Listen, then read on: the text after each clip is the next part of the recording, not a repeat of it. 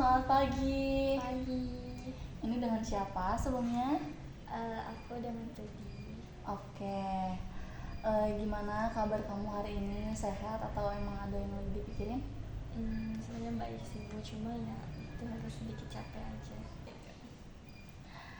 Oke. Sekarang berarti sekarang kamu lagi kurang ngerasa fit aja gitu sama pikiran kamu.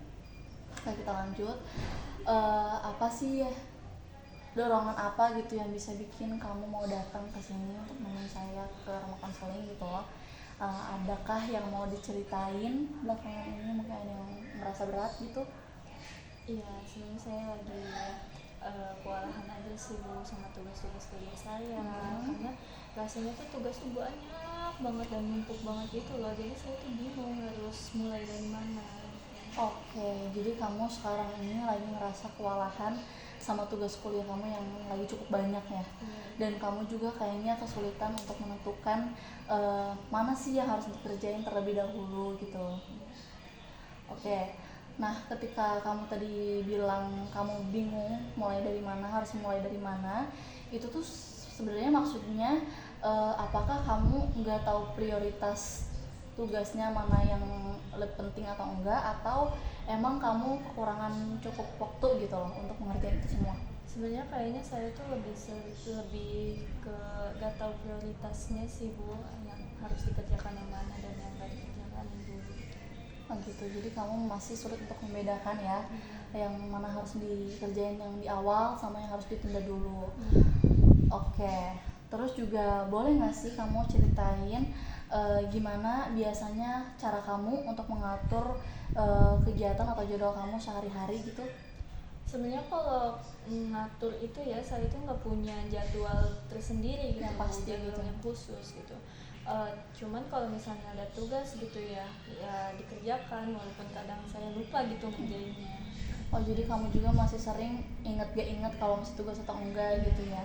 Berarti selama ini kegiatan kamu itu berjalan ya semau kamu aja gitu, tanpa ada jadwal yang terencana atau khusus gitu ya.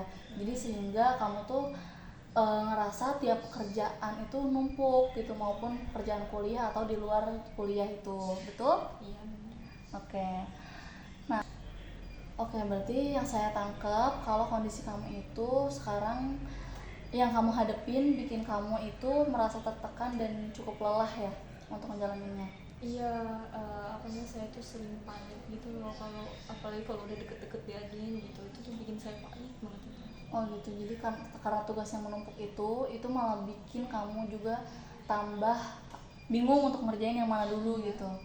Oke, sebenarnya wajar kalau misalnya kamu ngerasa panik ketika lagi banyak tugas kayak gitu, harus banyak yang diselesaikan dalam waktu yang bersamaan.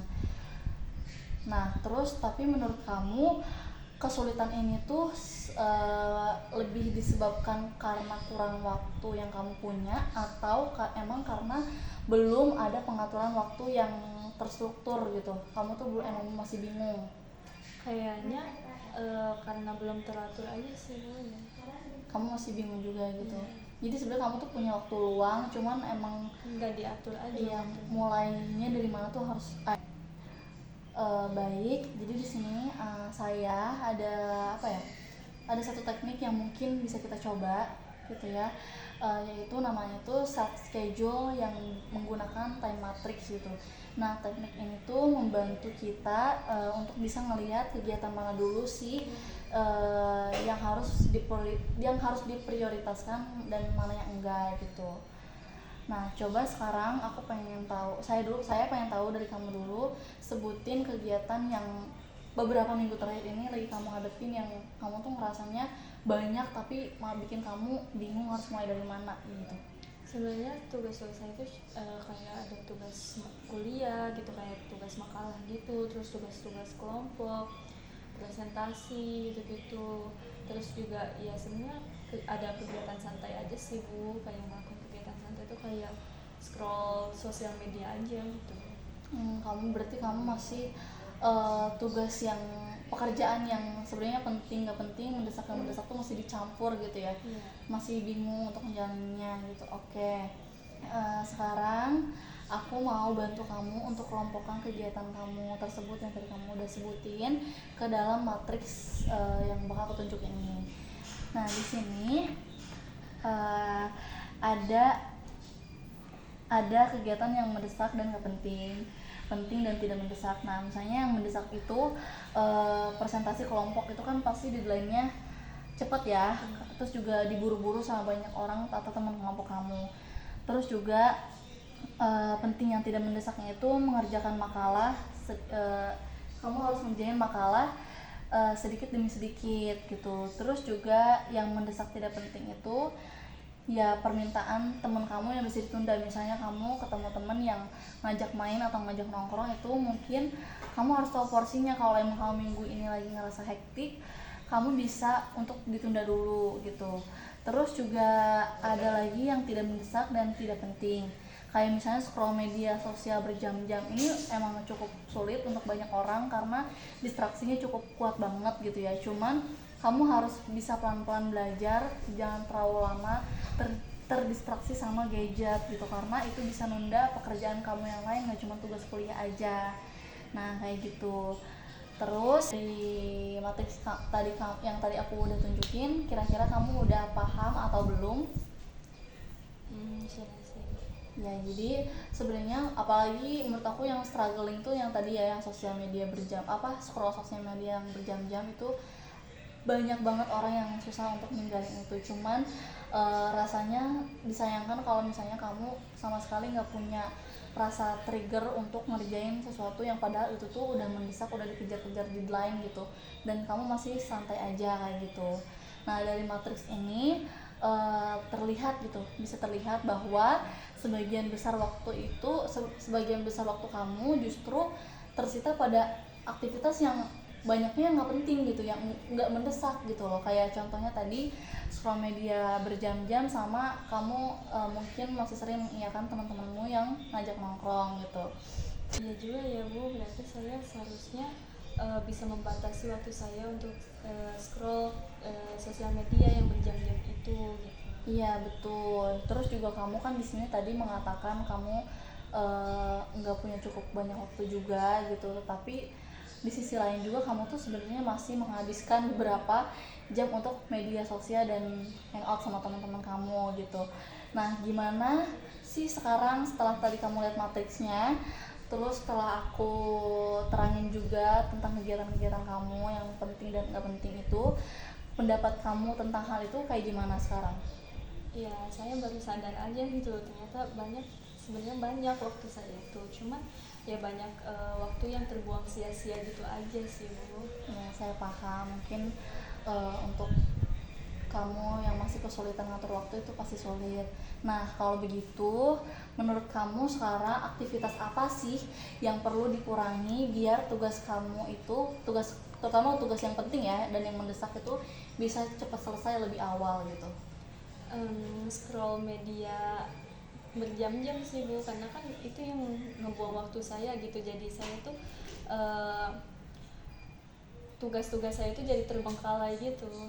Oh ya, berarti kamu sudah menyadari kalau emang distraksi dari main media sosial itu cukup banyak nguras waktu juga gitu, dan kamu ngerasa itu semua terbuang sia-sia kayak gitu.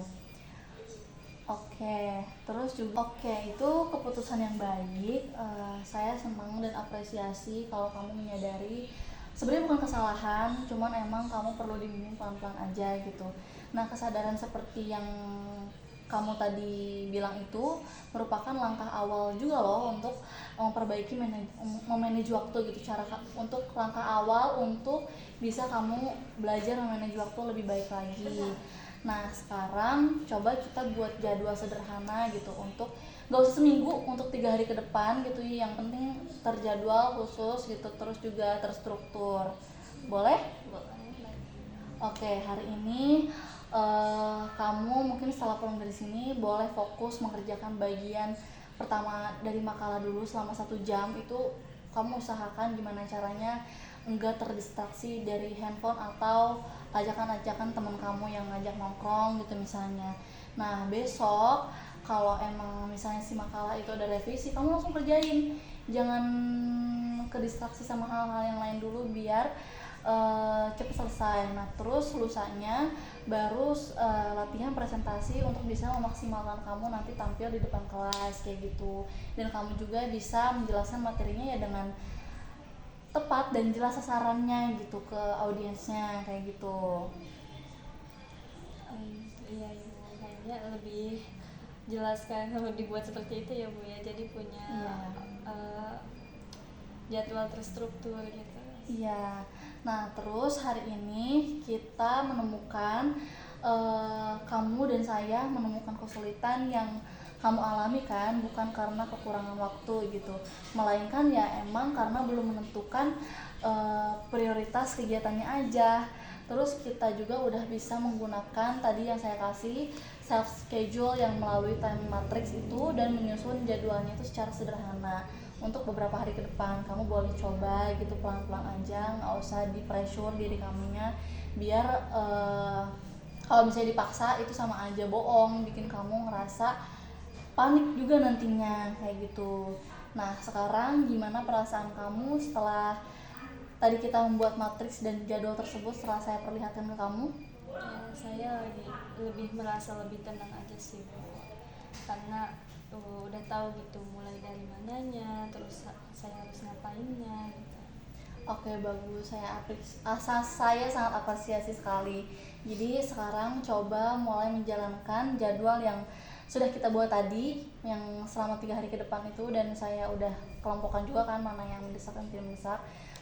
Kalau bisa nanti saya kirim ininya gitu ya biar kamu bisa nyatet jadwalnya juga sama perkembangan kamu tiap hari itu kayak gimana gitu, kamu catat nanti kalau misalnya ketemu sama saya lagi kita lihat bareng-bareng gimana perkembangan kamu ke depannya.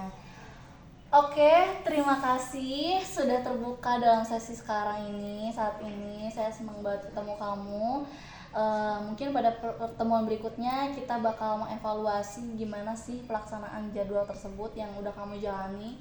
Kita bakal review bareng-bareng. Semoga berjalan lancar, kamu semangat menjalani hari-hari kamu. Intinya ya belajar pelan-pelan, nggak usah terburu-buru gitu ya. Terima kasih banyak ya ibu. Sama-sama, saya senang. Terima kasih juga ya sudah mau bertemu dengan saya.